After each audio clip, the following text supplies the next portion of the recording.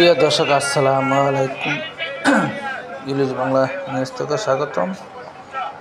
আবার একটি ভিডিও নিয়ে আসলাম চাঁদপুর লালপুর মাছের ঘাটে। এখানে আমাদের যে দেশীয় মাছ, নদীর মাছ বিক্রি করার জন্য নিলামের মাধ্যমে মাছ বিক্রি করা হয়।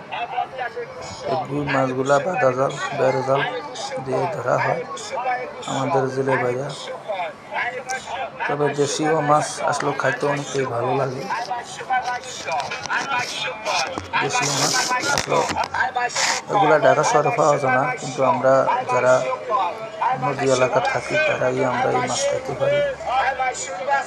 লালপুর মাছের ঘাটে এখানে যে বড় বড় বাইং মাছ, বাইজা মাছ,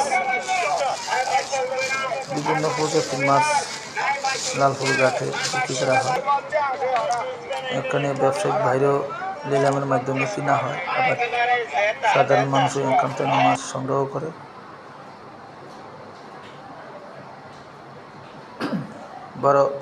এই যে বড় বড় চিংড়ি মাছ,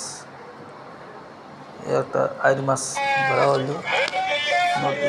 এখন বর্তমানে তো আসলে শ্বাসের মাছ অতটা বেশি ভালো লাগে না, তবে দেশীয় মাছের যে খাওয়া যে একটা মজা, এটা অন্য রঙের একটা আলাদা স্বাদ।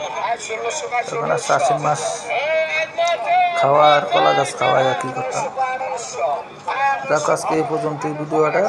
আশা করি আপনারা আমাদের ভিডিওটি লাইক, শেয়ার, কমেন্ট করবেন, আর যদি ভালো লাগে অবশ্যই ফলো করে দিবেন। আজকে এই পর্যন্তই, ধন্যবাদ।